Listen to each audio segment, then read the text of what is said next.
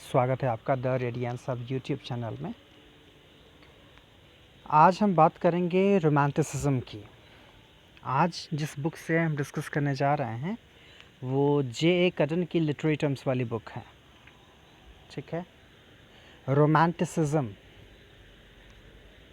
The American scholar A.O. Lovejoy once observed that the word romantic has come to mean so many things that by itself it means nothing at all. देखिए कितनी interesting बात है, sir name कितना खूबसूरत है American scholar का, A.O. Lovejoy, और romanticism की बात कर रहे हैं तो ये सर नेम याद रखना तो बहुत आसान है। A.O. Lovejoy once observed that the word romantic has come to mean so many things. कह रहा है कि इतनी ज़्यादा मीनिंग निकल चुकी है रोमांटिक वर्ड की, इतनी ज़्यादा चीज़ों से जुड़ चुका है, by itself it means nothing at all. जैसा लगता है कि खुद में इसकी अपनी कोई मीनिंग नहीं रह गई है। The variety of its actual and possible meanings and connotations reflects the complexity and multiplicity of European romanticism. कह रहा इतनी ज़्यादा वैरायटी आ गई है इसमें, इसकी एक्चुअल और पॉसिबल मीनिंग्स और कॉनोटेशंस समझते हैं, जो कई सारे इंटरप्रिटेशंस होते हैं अलग अलग कॉन्टेक्स्ट में। कॉनोटेशंस जिसको संस्कृत जो है सिद्धांत में व्यंजना के नाम से जाना जाता है, सजेस्टेड मीनिंग जिसको बोलते हैं। कह रहा है कि इतनी ज़्यादा एक्चुअल और पॉसिबल मीनिंग्स और कॉनोटेशंस हो चुके हैं इसके, किसे समझ में आता है कि कितनी कॉम्प्लेक्सिटी है इसमें और कितनी मल्टीप्लिसिटी है यूरोपियन रोमांटिसिज्म में। मतलब उसके कई सारे वर्जन हमको देखने को मिलते हैं, अलग अलग वर्जन में अलग अलग मीनिंग। द वर्ड रोमांटिक और रोमांटिसिज्म, देखिए पैरेंथेटिकल यूज़ है, ब्रैकेट में इज्म दिया है ना। द वर्ड रोमांटिक और romanticism has a complex and interesting history. इस वर्ड की, या कह लीजिए कि रोमांटिसिज्म में जो वर्ड रोमांटिक है इसकी एक बड़ी कॉम्प्लेक्स और इंटरेस्टिंग हिस्ट्री है। इन द मिडिल एजेस का मतलब 11th सेंचुरी से 15th सेंचुरी के बीच लगभग, ये जो समय था। In the middle ages romance denoted the new vernacular languages derived from Latin। देखिए इसलिए रोमन लैंग्वेज कहा जाता है। रोमांस जो वर्ड है, कह रहा है मिडिल एजेस में इसका मतलब होता था नई वर्नाक्यूलर लैंग्वेजेस जो निकली थी लैटिन से। वर्नाक्यूलर मतलब जो बोलचाल की भाषाएं हुआ करती थी, जो लैटिन से नई वर्नाक्यूलर्स निकली थी, उनके लिए वर्ड रोमांस यूज़ किया जाता था, in contradistinction to Latin itself, which was the language of learning। और एक तरह से लैटिन से ही निकलने वाली ये वर्नाक्यूलर्स हुआ करती थी रोमांस, और उसी के कंट्राडिस्टिंक्शन, देखिए कंट्राडिक्शन नहीं लिखा है, कंट्राडिस्टिंक्शन लिखा है। कंट्राडिस्टिंक्शन में कैसे अलग थी रोमांस जो थी, यानी जो वर्नाक्यूलर लैंग्वेजेस जो लैटिन से निकली थी कैसे उससे अलग थी, क्योंकि जो लैटिन है वो क्या मानी जाती थी, लैंग्वेज ऑफ लर्निंग। जैसे हमारे यहाँ संस्कृत को लैंग्वेज ऑफ लर्निंग कहा जाता है, उस समय लैटिन जो है वहाँ पर यूरोप में लैंग्वेज ऑफ लर्निंग थी। उससे कुछ वर्नाक्यूलर्स निकल करके आई, उन्हें रोमांस कहा गया, ROMANC। देखिए क्या होता है ना, जब आप एटिमोलॉजिकल मीनिंग नहीं जानते हैं तो आप जो है कंफ्यूज रहते हैं, या यूँ कह लीजिए कि आप किसी वर्ड के बारे में कम जानते हैं और उसी आधार पर वो मीनिंग आप समझते हैं और आपको लगता है कि आपको तो पता है। अब किसी दूसरे कॉन्टेक्स्ट में उसका यूज़ आ जाता है तो आपको लगता है अरे ये यहाँ पर कैसे यूज़ कर दिया, इसका मतलब ये तो नहीं होना चाहिए। जैसे रोमांटिक वर्ड जो है, जब ग्रेजुएशन के बच्चों को रोमांटिक या रोमांटिसिज्म पढ़ाना शुरू करें, कभी अगर देखा होगा या अपनी ग्रेजुएशन के दिनों को याद करिए तो, या अभी ये वीडियो अगर कोई ग्रेजुएशन का स्टूडेंट देखेगा तो उसको समझ में आएगा। रोमांटिक वर्ड जैसे ही आता है तो रोमांटिक वर्ड की एक ही मीनिंग वो लोग समझते हैं। हाँ, कि प्यार मोहब्बत वाला जो मूड बनता है उसको रोमांटिक कहा जाता है ना, फलां रोमांटिक मूड वाले इंसान हैं। तो रोमांटिक का मतलब बस वही नहीं होता है, दैट इज़ वन मीनिंग। ऐसा नहीं कि वो उसकी मीनिंग नहीं है, but that is only one meaning. Romantic जो वर्ड है उसकी मीनिंग लिटरेचर में कितनी डिफरेंट है, कितनी अधिक है, कितनी वाइड है, ये जब आप बाकायदे पढ़ेंगे, इसकी एटिमोलॉजी को समझेंगे, तब समझ में आएगा कि रोमांटिसिज्म या रोमांस के क्या क्या मतलब हो सकते हैं, कहाँ से इसकी शुरुआत हुई। तो जैसा आपने देखा कि एटिमोलॉजिकल मीनिंग में आपको ये लैंग्वेजेस, लैटिन से डिराइव्ड वर्नाक्यूलर लैंग्वेजेस के लिए जो है ये रोमांस वर्ड यूज़ किया जाता था। इन रोमांसियर, रोमांकर, रोमांस मीन्ट टू कंपोज और ट्रांसलेट बुक्स इन दी वर्नाक्यूलर। देखिए ये सारे जो वर्ड हैं इन सब का मतलब क्या हुआ करता था, वर्नाक्यूलर में किसी वर्क को कंपोज करना या ट्रांसलेट करना। The work produced was then called romance, roman, रोमांजो एंड रोमांस। और उस तरह से वर्नाक्यूलर के जो वर्क निकल कर के आते थे उनको रोमांस, रोमन, रोमांजो या रोमांस कहा जाता था। A Roman or romance came to be known as an imaginative work and a courtly romance। और उस फिर एक निकल करके वर्ड आया रोमन या रोमांट। उसका क्या मतलब था, एक इमेजिनेटिव वर्क। इमेजिनेटिव वर्क मतलब जिसमें इमेजिनेशन ज़्यादा है, और एक तरह से कोर्टली रोमांस निकल करके आया। The terms also signified a popular book. इसका मतलब ये भी होता था, है ना, पॉपुलर बुक भी इसकी एक मीनिंग हुआ करती थी। There are early suggestions that it was something new, different, divergent. हाँ, शुरुआत में ये भी चीज़ें निकल करके आई कि ये कुछ नई चीज़ थी, कुछ अलग थी। By the 17th century in Britain and France, romance had acquired the derogatory connotations of fanciful, bizarre, exaggerated, chimerical। और फिर 17th सेंचुरी ब्रिटेन और फ्रांस आते आते रोमांस डेरोगेटरी कनोटेशन में यूज़ किया जाने लगा। डेरोगेटरी यानी घृणास्पद या निंदात्मक कह लीजिए, मतलब किसी की बुराई करने के लिए जो वर्ड यूज़ करते हैं, रोमांस की वो मीनिंग निकल करके आने लगी, एक तरह से फैंसीफुल। देखिए फैंसी जो वर्ड है इंग्लिश में, अगर लिटरेचर में भीतर घुस करके फैंसी में न जाए तो ऐसे जनरली कहते हैं ना कि फैंसी का मतलब वो पॉजिटिव नहीं माना जाता।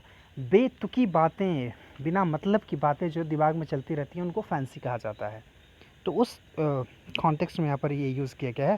फैंसीफुल, बिजार मतलब जिसका कोई मतलब नहीं है, एग्जैजरेटेड बढ़ा चढ़ा कर कही गई बात, मतलब एक तरह से एक नेगेटिव कॉनोटेशंस निकल करके आने लगे इस वर्ड के, रोमांस के। In France, a distinction was made between romantic and romantic। देखिए, और फ्रेंच में अगर बात करें, फ्रांस की लैंग्वेज फ्रेंच में अगर बात करें तो वहाँ दो टर्म आए, एक रोमांस ROMANESQUE और एक आया रोमांटिक तो TIQUE। तो रोमांस जो था वो ये भी डेरोगेटरी था, और रोमांटिक जो था इसका मतलब क्या था, which meant tender, gentle, sentimental and sad. कोमल हृदय का सज्जन इंसान, भावुक इंसान, दुखी इंसान। हाँ, it was use in the English form in these latter senses इन 18th century। और ये जो है ना टेंडर, जेंटल, सेंटिमेंटल, सैड, ये मीनिंग कहीं ना कहीं जुड़ गई 18th century इंग्लिश में, 18th century English literature में। In Germany, the word romantisch, ROMANTISCH, was used in the 17th century in the French sense of romanesque, जो कि derogatory हुआ करता था। तो उसी का ये मतलब कह सकते हैं कि काउंटर पार्ट जर्मन लैंग्वेज में ये वर्ड यूज़ किया जा रहा था, ROMANTISCH। And then increasingly from the middle of the 18th century in the English sense of gentle, melancholy। और फिर middle of the 18th century में इंग्लिश सेंस में इसका यूज़ किया जाने लगा, जिसका मतलब जेंटल और मेलंकली से था, अकेलेपन से था। Frederick Schlegel is generally held to have been the person who first established the term romantic in literary context. Friedrich Schlegel पहले इंसान माने जाते हैं जिन्होंने इसको लिटरेरी कॉन्टेक्स्ट में इस टर्म को रोमांटिक ROMANTISCH इसको लिटरेरी कॉन्टेक्स्ट में इस्टेब्लिश किया। जैसे पिछले वीडियोस में हमने देखा कि कैसे साइकोलॉजी के तमाम टर्म्स जो हैं जब मार्क्सिज्म में यूज़ होने लगे तो उसकी मीनिंग्स कैसे चेंज हो गई, कैसे एक अलग कॉन्टेक्स्ट में उसकी मीनिंग जनरेट की गई। तो वैसे ही कोई भी पर्टिकुलर वर्ड होता है, ये स्कॉलर्स पर डिपेंड करता है कि कैसे वो उसको मैनिपुलेट करके अपने लिए अपने हिसाब से एक अलग कॉन्टेक्स्ट में उन चीज़ों को यूज़ करते हैं और बताते हैं कि इसका मतलब ये समझा जाना चाहिए। However, he was not very clear as to what he meant by it. Word use तो कर दिया लिटरेरी कॉन्टेक्स्ट में, लेकिन उनको एग्जैक्टली नहीं पता था कि वो कहना क्या चाहते हैं इससे। That which is romantic depicts emotional matter in an imaginative form, he said. उनका ये मतलब था कि रोमांटिक का मतलब ये है कि कोई इमोशनल मैटर अगर उसे इमेजिनेटिव फॉर्म में प्रस्तुत किया जाए तो वो रोमांटिक हो सकता है। जैसे हमने एक छोटा सा कह लीजिए संस्मरण टाइप में एक लेटर लिखा हुआ था रियल लाइफ एक्सपीरियंस के आधार पर। ऑब्वियस है कि राइटर क्या करते हैं, अगर इमेजिनेशन जोड़ना होता है तो कैरेक्टर्स का नाम चेंज कर देते हैं, प्लेस का नाम चेंज कर देते हैं और बातें अपनी सारी रख देते हैं उसमें। तो हमने एक लिखा था संस्मरण हिंदी में, प्रेम की बात का पत्र, वो लेटर फॉर्मेट में है। तो वो आप देखेंगे कि वो इमोशनल भी है और उसमें इमेजिनेशन भी है, मतलब इमोशन भी एक्सप्रेस हो गया और जो है इमेजिनेशन का यूज़ करके अपने आप को बचा भी ले गए। ये बात अलग है कि जो आपको जानने वाले होते हैं, आपकी पर्सनल लाइफ से अवगत होते हैं, वो जान जाते हैं कि ये कहानी किसी और की नहीं है, केवल नाम बदला हुआ है। खैर, तो उनके हिसाब से रोमांटिक वर्ड का मतलब ये था romantic depicts emotional matter in an imaginative form, he said. उनका ये कहना था कि रोमांटिक वर्ड का मतलब यहाँ पर ये समझा जाना चाहिए कि कोई इमोशनल मैटर जो इमेजिनेटिव फॉर्म में लिखा गया हो। He said it would not be easy to be much vaguer than that. At the same time, in fairness, it should be said that the baffling and very often irritating part about anything to do with the romantic and romanticism is that it is vague and formless. इसके साथ बोल रहा है कि सबसे ज़्यादा irritating जो चीज़ है वो ये है कि क्लियर ही नहीं है कि ये कैसा है, इसका फॉर्म क्या है।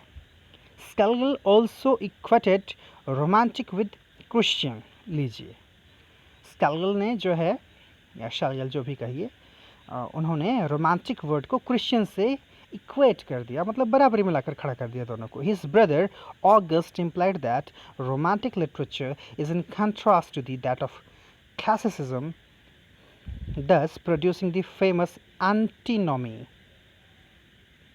उनके भाई जो थे ऑगस्ट, उन्होंने रोमांटिक लिटरेचर को क्लासिसिज्म के कंट्रास्ट में रख दिया और इस तरह से एक नई फेमस एंटीनॉमी की शुरुआत हो गई, क्लासिसिज्म और रोमांटिसिज्म। कैसे वर्सेस आप देखते हैं कि कैसे ऑब्वियस है कि जब आप रोमांटिसिज्म की बात करेंगे तो क्लासिसिज्म आ ही जाएगा, रोमांटिक क्रिटिसिज्म की बात करेंगे तो क्लासिकल क्रिटिसिज्म आ ही जाएगा, स्ट्रक्चरलिज्म की बात करेंगे पोस्ट स्ट्रक्चरलिज्म आ जाएगा, हिस्टोरिसिज्म न्यू हिस्टोरिसिज्म। तो इस तरह से जो है एक एंटीनॉमी शुरू हुई ऑगस्ट के कहने पर। ऑगस्ट ने जिस तरह से उसको क्लासिसिज्म के काउंटर पार्ट में रखा, काउंटर पार्ट नहीं कहने लीजिए, मतलब काउंटर में रखा।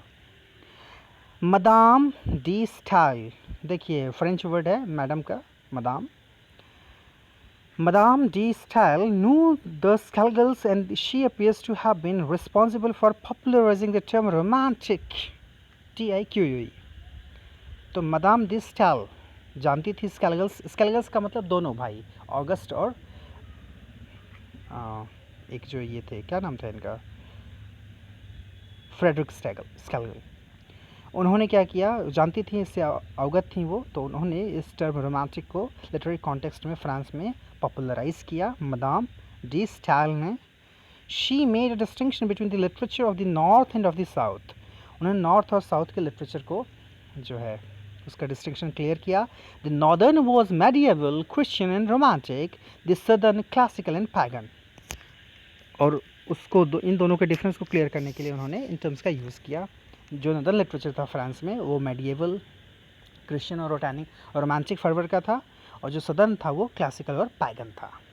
ठीक है, पैगन का मतलब जो धर्म से जुड़ा हुआ नहीं मानते लोग अपने आप को। क्रिश्चियन यहाँ पर क्लियर कर दिया तो वो धार्मिक हो गया, रिलीजियस फर्वर का हो गया। Many hold to the theory that it was in Britain that the romantic movement really started. कई लोग इस बात को मानते हैं कि ब्रिटेन में ही एक्चुअल रोमांटिक मूवमेंट शुरू हुआ। At any rate, quite early in the 18th century, one can discern a definite shift in sensibility and feeling, particularly in relation to the natural order and nature with capital N. तो कह रहा है कि कोई भी इस बात को समझ सकता है कि कैसे एक डेफिनेट शिफ्ट शुरू हुई सेंसिबिलिटी और फीलिंग में, खास करके नेचुरल ऑर्डर को लेकर के या नेचर को लेकर के। This of course is hindsight. When we read Keats, Coleridge and Wordsworth, for instance, we gradually become aware that many of their sentiments and responses are pre-shadowed by what has been described as pre-romantic sensibility.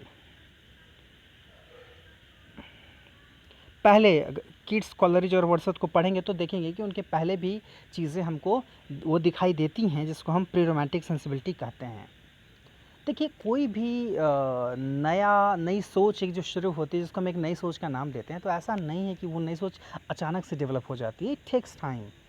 और यही कारण है कि जब आप romantic poets को पढ़ते हैं, जब आप Coleridge, Wordsworth, Keats, Byron, Shelley को पढ़ते हैं, तो आप देखते हैं कि कहीं ना कहीं विलियम ब्लेक थोड़े पहले थे कॉलरिज और वर्ड्सवर्थ के, लेकिन ब्लैक में आपको रोमांटिसिज्म मिलेगा। इवन उनके पहले थॉमस ग्रे जो हुए हैं एलिजाबेथन कंट्री चर्चयार्ड लिखने वाले, जो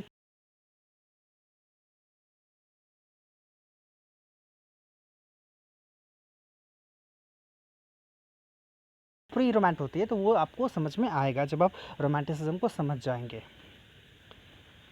the British influence traveled to the continent via Thomson's Seasons, Young's Night Thoughts, Blair's The Grave, Harvey's Meditations Among the Tombs, Gray's Elegy, देखिए आ गया ना, Masferson's Oceanic Poetry, much of which was published in the 1760s, and Percy's Relics 1765। देख रहे हैं, अगर आप romanticism की official beginning की बात करते हैं जिसको कहा जाता है 1798 से शुरू हुआ, 1798, यस, 1800 से 2 साल पहले लिरिकल बैलेट जब पब्लिश हुआ था, जिसमें कॉलरिज और वर्ड्सवर्थ की पोएट्री का कलेक्शन पब्लिश हुआ था। तो उनके पहले आप देख रहे हैं यहाँ पर 18th सेंचुरी यानी middle of the 18th century, 1743, 42, 48, 50, 65 में ये जो वर्क्स तमाम दिए हुए हैं। टॉमसन का सीजन्स है, यंग का नाइट्स थॉट्स है, ब्लेयर का द ग्रेव है, हैरवे का मेडिटेशन अमॉन्ग द टॉम्स है, ग्रे का की एलर्जी है, ये सब पहले आ चुकी थी, तो इनमें रोमांटिक फर्वर था। Most of this works, specially Young's night thoughts, show a preoccupation with the death and decay. देखिए, ज़्यादातर इन वर्क्स में आपको डेथ और डीके से प्री ऑक्यूपेशन मिलेगा, मतलब जैसे लगेगा कि उसी को लेकर के ऑब्सेस्ड है, बार बार डेथ डीके की वो बात करेंगे। With the runes in graveyards, even elegy के इवन थॉमस ग्रे के एलिजाबेथन कंट्री चर्चयार्ड में भी आप वही चीज़ देखते हैं। They display a grieving melancholy, a mournful reflectiveness, the quantity of self indulgent sentimentality. खुद में ही डूबे हुए हैं, अपने ही दुखों में जो है डूबना उतराना चल रहा है उनका, मौत की बातें कर रहे हैं, ग्रेव की बातें कर रहे हैं। इवन आगे दिया ना, hence the title graveyard school of poetry, और इसीलिए इन लोगों को नाम दिया गया है graveyard school of poetry. Think about it, art में ही ऐसा संभव है, आप पोएट्री में भी ग्रेवयार्ड बना दे रहे हैं, graveyard school of poetry, as if everybody is talking of death, everybody is showing melancholy. New modes of feeling are also evident in sentimental comedy। अब देखिए, सेंटिमेंटल कॉमेडी में भी नए मोड्स देखने को मिले, नई फीलिंग देखने को मिली। कॉमेडी लार्मोयंट and the sentimental novel, sentimental comedy genre का जो नाम दिया है कॉमेडी, लार्मोयंट और सेंटिमेंटल नॉवेल भी आया।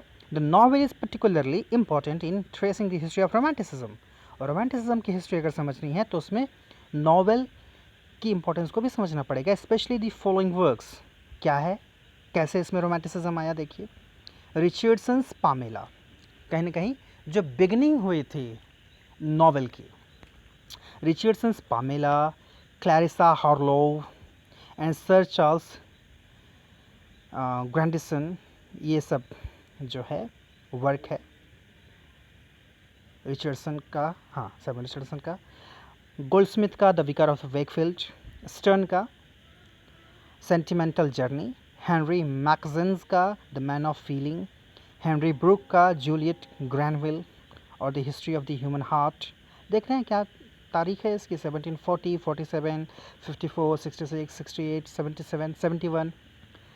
On the continent, three major works of fiction are a counterpart, namely Prevost's Manon, Lescaut, Rousseau's La Nollie Heloise and Goethe's Die Leiden des Jungle Worthies।